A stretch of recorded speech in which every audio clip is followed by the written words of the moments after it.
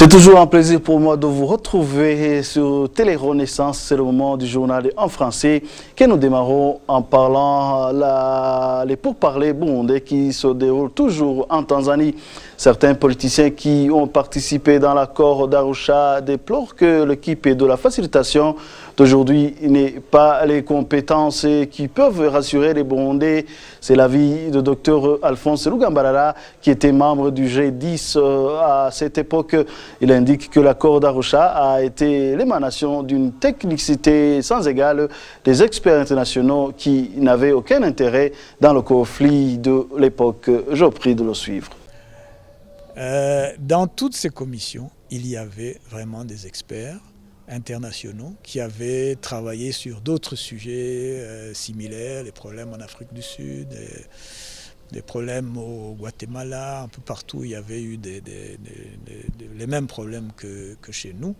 Et cela nous a beaucoup aidés parce qu'ils nous ont facilité la tâche. Sur des points qui étaient très faciles, ils nous laissaient entre nous.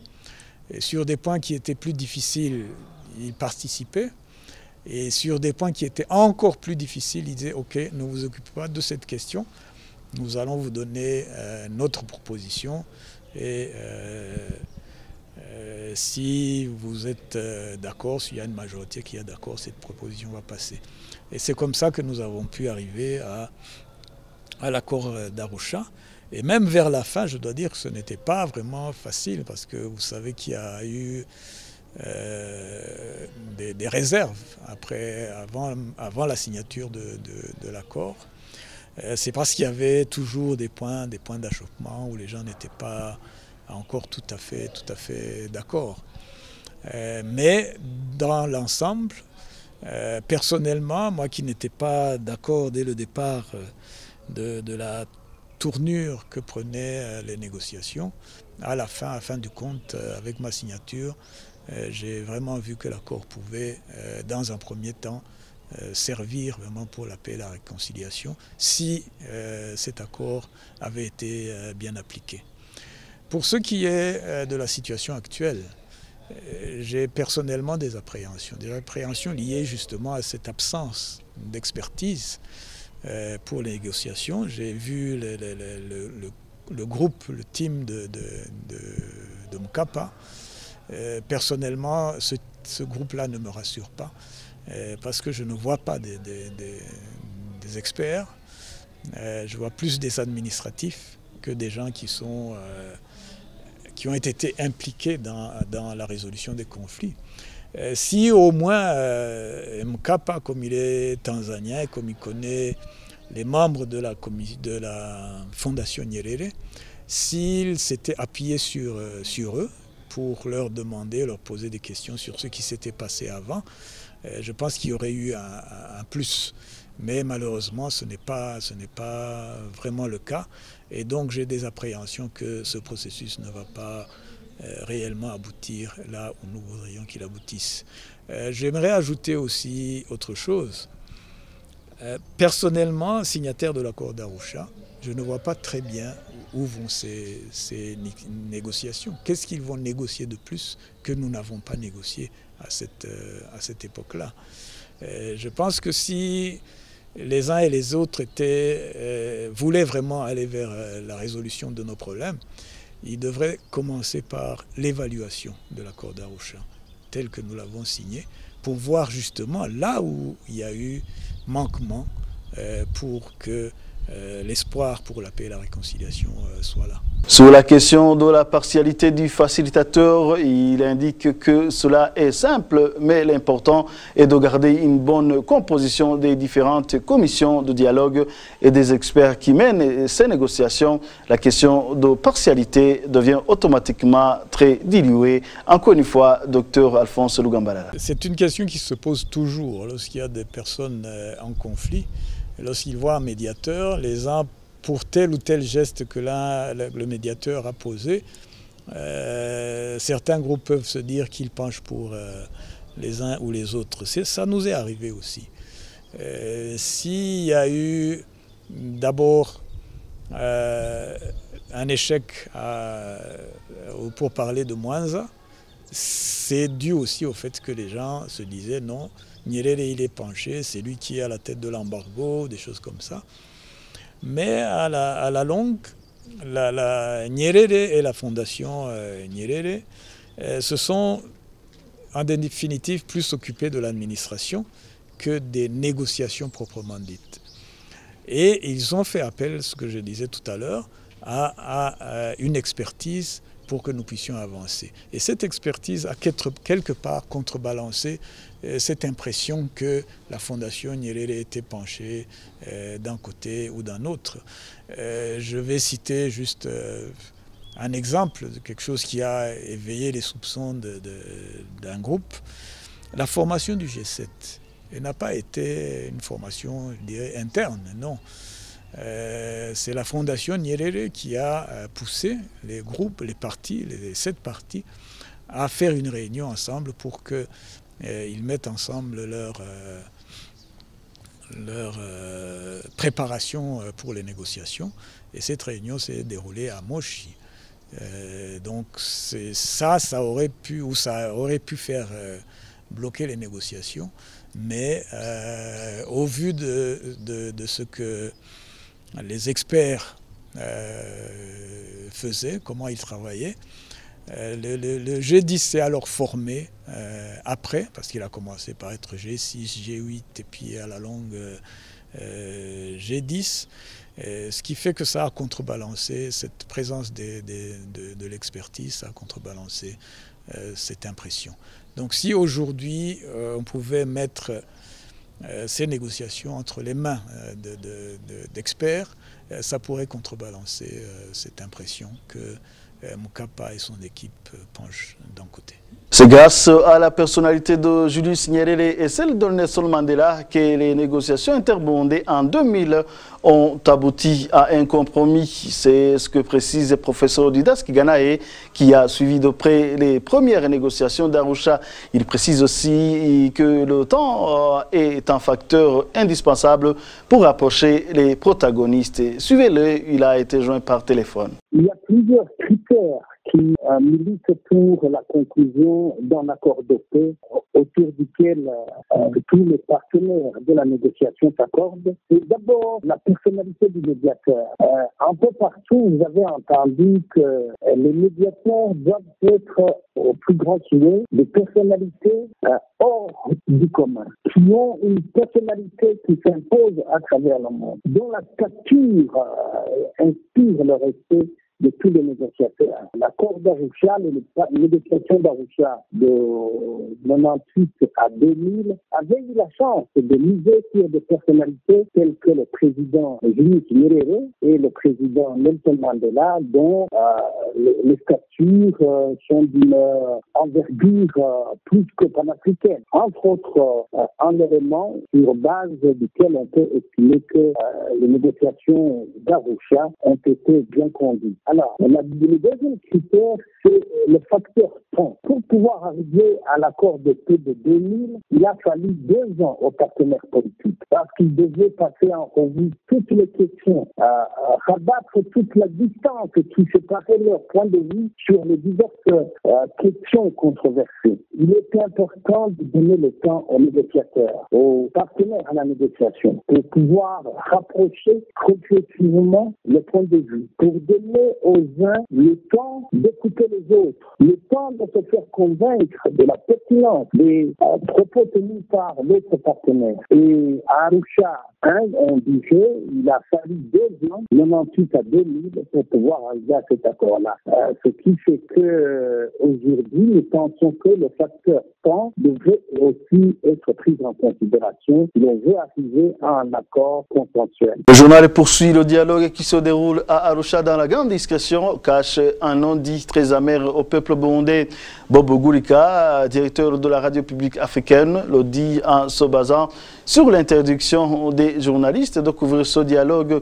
Selon lui, soit c'est la facilitation qui aurait décidé de ce qu'il fait, soit que soit discret plutôt, sachant que cela ne répond pas aux standards internationaux, soit certains des participants auraient demandé à la facilitation de les mettre à l'abri des caméras et des micros micro pour manque d'arguments sur leur présence dans le dialogue qui exclut certains acteurs clés. Je prie de le suivre. Vous vous rappellerez que c'est un dialogue qui a débuté sur fond de controverse parce que vous êtes sans ignorer qu'une très bonne partie des acteurs principaux même dans la crise burundaise n'ont pas été invités à Arusha. Là, je fais allusion à la principale plateforme de l'opposition politique, le Sénarède.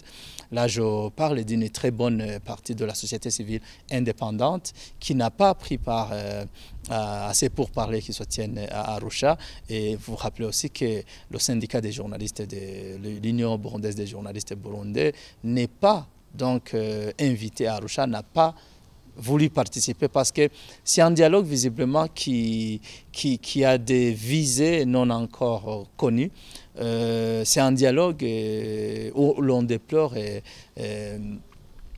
l'absence de crédibilité, l'absence de partialité, que ça soit, qui est vraiment affichée par la médiation et la facilitation. Donc, pour moi, c'est tout à fait normal que la médiation, le bureau de la médiation ou même de la facilitation tente à empêcher les journalistes à couvrir cet événement parce que je me dis que c'est un événement qui comporte des non-dits, c'est un événement probablement qui a des visées politiques qui ne répondent pas vraiment aux standards internationaux, d'un mécanisme de dialogue politique entre différentes parties au conflit.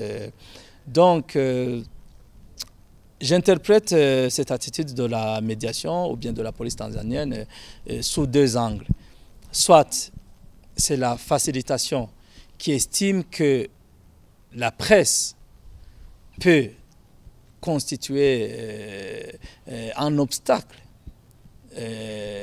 à l'aboutissement de certains objectifs, bien sûr non dits jusque-là, et qui dit qu'il faut que ce dialogue, pour parler, se tienne à huis clos, donc en l'absence des caméras et des micros, soit c'est les participants à ce dialogue qui estiment qu'ils sont en train de participer à un non-événement, probablement à un dialogue qui n'aboutira pas vraiment à un compromis politique entre acteurs politiques burundais, qui aurait probablement demandé à la facilitation d'éviter à ce que les journalistes viennent chaque fois les interroger, viennent chaque fois révéler l'état d'évolution des pourparlers. Donc, ça peut être les deux scénarios, mais pour moi, c'est aussi un signe qui ne trompe pas que c'est pas vraiment un dialogue qui va répondre aux attentes des Burundais. Pour moi, vous l'avez d'ailleurs vous-même entendu, c'était hier, où des Tanzaniens, des experts tanzaniens commencent eux-mêmes, des politologues, des experts en matière de résolution des conflits, commencent eux-mêmes à critiquer l'action du facilitateur, l'ancien président tanzanien Benjamin Mkapa, et qui estime que l'échec de ces négociations pour parler sera attribué au facilitateur, M. Mkapa. Donc, je pense que cette tentative aussi d'empêcher la presse à couvrir cet événement va révéler, sera un autre effet qui s'ajoute sur beaucoup d'autres effets et qui démontrent qu'il ne s'agit pas vraiment d'un dialogue qui va répondre aux attentes des Burundais en général. Il s'exprime également sur le vote du Parlement burundais ce jeudi sur la loi sur la presse qui a été adoptée par le groupe parlementaire du CNDD-FDD autorisant le Conseil national de la communication de retirer la carte de presse aux journalistes qui auront commis un délit de presse. Bob Lugurika estime qu'il s'agit pur et simple d'un pouvoir qu'on attribue à cet organe pour museler la presse au Burundi. Il ajoute que cela rentre dans la politique du pouvoir de Pierre Nkurunziza de s'accaparer de tous les biens du pays sans la moindre dénonciation. Encore une fois, suivez Bob Lugurika. Ce n'est pas étonnant dans le sens où vous vous rappelez qu'en 2013, le même régime de Nkurunziza, un régime prédateur, puisqu'il faut le qualifier ainsi, vous le savez, ça figure sur la liste est sortie par Reporters sans frontières. Nkurunziza désormais est parmi les 10 présidents africains, d'ailleurs pas africains, les 10 présidents prédateurs au monde. Donc c'est un président, c'est un ennemi de la presse, c'est un ennemi de la liberté d'expression, c'est un ennemi de la liberté de la presse. Donc je pense que ce vote s'inscrit aussi dans la démarche du gouvernement de vouloir fermer tout l'espace démocratique au Burundi, tout l'espace de liberté d'expression, de liberté de la presse. Je pense que c'est une façon de vouloir mettre la main encore une fois sur le monde médiatique burundais, puisque vous le savez, aujourd'hui, c'est Nkurunziza et sa clique qui sont en train de mettre en place des entreprises de presse, des entreprises médiatiques, à l'instar des radios comme Rema FM, comme les radios Mucho qui sont payés, on le sait, par les services de l'État. Aujourd'hui, je l'entends à partir de l'étranger que le président du Sénat est en train de créer ses propres radios à Rumonge, à Makamba. J'apprends qu'ils sont en train de vouloir mettre d'autres radios. Hier, d'ailleurs, j'apprenais que la première dame, Denise Buchumi, va aussi mettre sa radio Bunhu, je pense, à sa colline natale, à Ngozi, à Bouye. Donc, vous comprenez que c'est des gens comme ils n'ont aucune culture démocratique en eux, qui veulent mettre la main sur tous les secteurs de la vie nationale, comme c'est le cas d'ailleurs aujourd'hui sur les richesses nationales. Vous voyez, aujourd'hui, c'est Nkurunziza qui s'accapare de toute la richesse nationale. Donc, je pense qu'ils veulent contrôler les médias au Burundi. Donc, à travers le vote de cette loi, vous comprenez que demain après demain, s'il y a un quelconque journaliste qui veut réellement exercer sa liberté d'expression, sa liberté de la presse, vous comprenez qu'il sera vite mis à la porte parce qu'ils vont passer par le ministre de la Communication, probablement qui demandera au Conseil national de la communication pour de retirer cette carte de presse à ce journaliste qui aura été jugé indésirable. Donc, vous comprenez qu'ils l'ont tenté en 2013. Aujourd'hui, ils sont en train de finaliser leur projet. Mais en même temps, je dois dire que ça ne nous décourage pas, nous, en tant que des acteurs médias. Ça ne nous décourage pas du tout, dans le sens où on sait que ils sont en train de voter beaucoup de lois liberticides. Ils sont en train d'étouffer tous les espaces d'expression. Et nous sommes confiants que demain après demain, quand viendra un autre régime, probablement qui respecte un état de droit, qui va mettre en place un état de droit. Avant de clore cette édition, certaines mesures ont été arrêtées à l'issue du 5e sommet Union africaine-Union européenne qui se tenait à Abuja, capitale ivoirienne. Il s'agit entre autres des mesures d'éradiquer l'esclavagisme en Libye, qui constitue un crime contre l'humanité, comme le président de l'Union africaine, Alpha Condé, lui-même l'a reconnu.